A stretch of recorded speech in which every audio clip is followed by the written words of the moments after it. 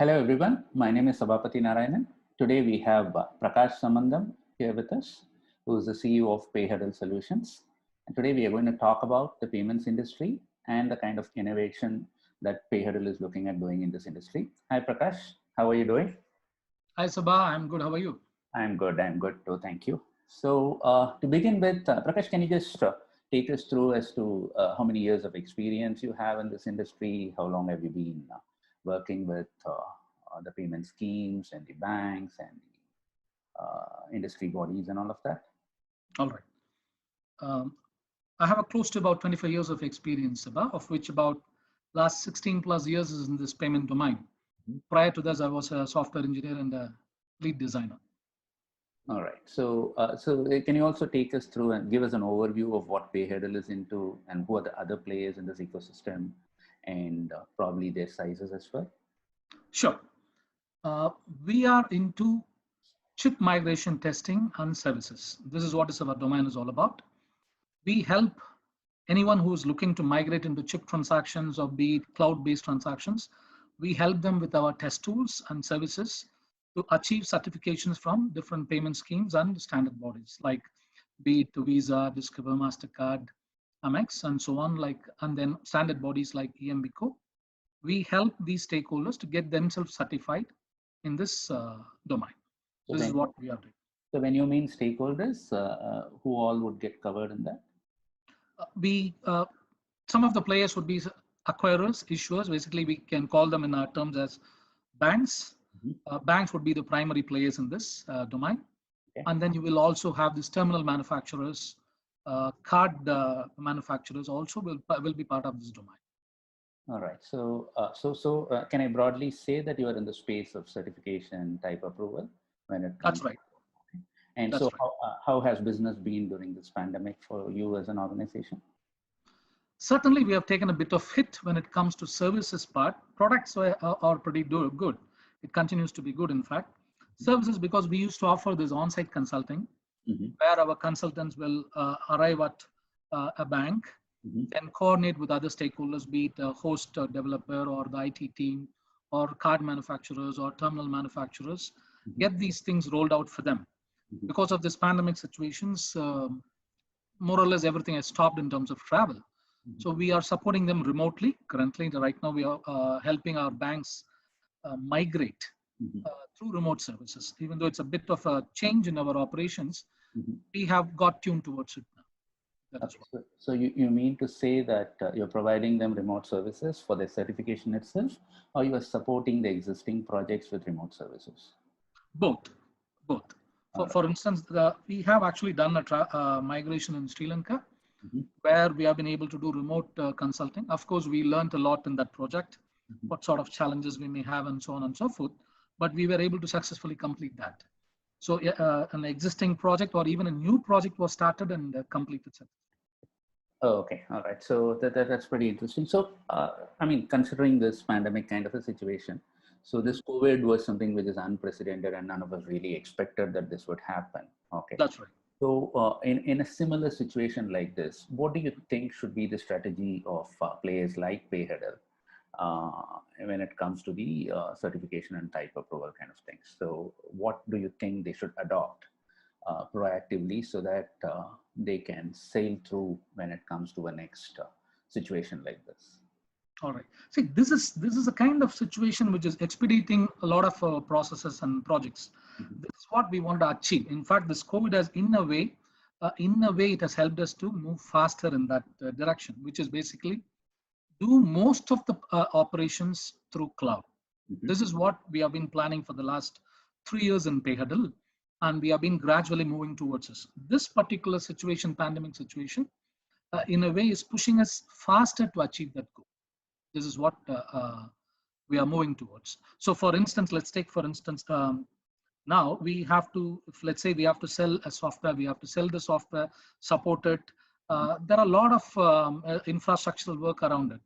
But when you think of a cloud-based services, all you have to do is you take, for example, an Amazon purchase, or you take a Flipkart purchase or Walmart, whatsoever. So you really don't feel that you are going directly in person to get some things done. Similar should be the case in our domain now. to get certified, to get a lot of intelligence. In fact, in my mind, consulting can be achieved through, a lot of consulting could be achieved through artificial intelligence. Mhm. This is one of the areas Payhuddle is looking to, where a lot of intelligence is there. We have done so many thousands of projects in this world. So all that knowledge could be really tapped to achieve a faster migration. This is what we believe in and moving towards. Okay, so you mean to say that the stakeholders or the vendors in the ecosystem or the banks in the ecosystem can themselves get their certifications using AI? That's right. Say, for instance, one of the role of a consultant here is to use his field experience as well as the specifications and compliance knowledge. All of them put together forms a consultant here. So they go and apply it in the field. So these things are actually, how do I put it across? These things are actually stored somewhere as data. Right. Okay? So what issue was faced, what was the solution provided. So everything is recorded. So these things, if an artificial intelligence system can tap and say, for instance, tomorrow a bank tries to get some certification, and then the bank finds that this artificial intelligence support can solve their problems, nothing like that. Of course, you cannot remove completely the human part from it, but we strongly believe that a lot of knowledge can be used repeatedly to solve the same problem. All right. So I'm assuming that your AI component is a work in progress. Am I right to say that? Yes, yes. All right. Right. So you did mention that your solutions are cloud ready. Okay. Right. So does that mean that your banks or the vendors can come and subscribe to your tools and start their certification projects? See, we are not in the stage where we just where we allow our customers to buy a subscription service today, but that's a work in progress. However, if somebody is interested for as a project, for example, let's say a bank X in some country wants to say, okay, I want to do this project for a few weeks or a few months, we can host it for them immediately. So we are ready for cloud, but as a subscription-based services, we should be ready in few months' time. All right, all right. So, see, I believe that your industry is very, very regulated. For instance, any tool that which you sell into the market, it has to be qualified by the bodies as well as by the payment brands. Correct. So, do they also have a strategy in place to qualify and certify your cloud offerings? This is exactly what is all the payment schemes and standard bodies are also moving towards. Thankfully now, in fact, a few weeks back, we also got some response when we had some queries like this, because this industry, our certification domain is quite limited. There are hardly 5 players in this domain in the world who are actually moving towards getting certified by EMBCO or payment schemes, not more than 5 or 6 companies in the world. So there was no real recommend for them to go towards cloud. But given the situation, plus the transactions moving towards cloud now, so far, if you notice, it has been for a long time tied with hardware, be it a POS equipment or an ATM equipment, whatsoever. So they were all tied to hardware equipment. So there was a need for a physical testing tool and so on and so forth. But then now the payment transaction is moving slowly towards cloud, not slowly. In fact, it's actually quite fast now. So you have online payments, QR payments, secure remote commerce, and whatsoever. So now it becomes much easier for payment bodies as well as standards bodies to recognize a test tool to be on cloud. Okay. So they are also recognizing, they are also preparing themselves to qualify cloud-based tools, so that when I sell it to my customer today, I can tell them, okay, mine is a qualified product which is test ready. They can go with testing and go to the banks for certification. So in a way, it should help your industry bodies as well as the payment schemes, because most things would happen on the cloud and things would be faster and less time consuming and all of that. Would you? Absolutely right, Sabha. Okay, all right. So now that you just mentioned that there are only hardly about 5 or 6 players, what would be your typical market size for the kind of business that you are in? What would be the opportunity that which would be available for a new entrant or someone like Payhuddle to look at? Okay. See, this is a very niche market and a very small market. I cannot claim that it's running in billions. It may be running in few millions, probably 50 millions or so. This certification where we talk about L3 business, which is application testing plus L2 testing, this may not run more than 50, 60 million dollars. This is what I think. All right. So if that is the case, wouldn't a cloud offering reduce the kind of margins that you may get, or probably even the opportunities that which are available in the market itself? Is that a good strategy for you to have? See, the dynamics are changing, Sabha, so there is no choice for us to change. We have to change is one. Secondly, by getting into this cloud-based transactions, what happens is the dependency on few hardware companies is being reduced now. So we expect more entrants to come into this domain. You can see right now in your mobile, and if you take your mobile, more or less most of the applications support an online transaction. Right. So every application is somehow supporting an online transaction. So we believe there'll be new applications, new domains popping up to support this. So there should be more certifications happening sooner or later. All right. So, okay. So that brings me back to the original question that I was asking about this cloud thing. So you're also mentioning about a few players in this domain, right? So are there any other players who are also offering cloud-based offerings in your knowledge? There are companies who are offering cloud-based solutions, but not as a service like a SaaS model. I don't think so. Okay, all right. So which means that you would be pioneering in that area. That's what we want to achieve. That's right. Okay, all right. So that's pretty interesting. So now that you're saying that you have this cloud offerings and people can pick and choose at least going down the line, that they can subscribe to your tools and then start to do certification and all of that. So what kind of form factors that you take into consideration for your cloud offerings?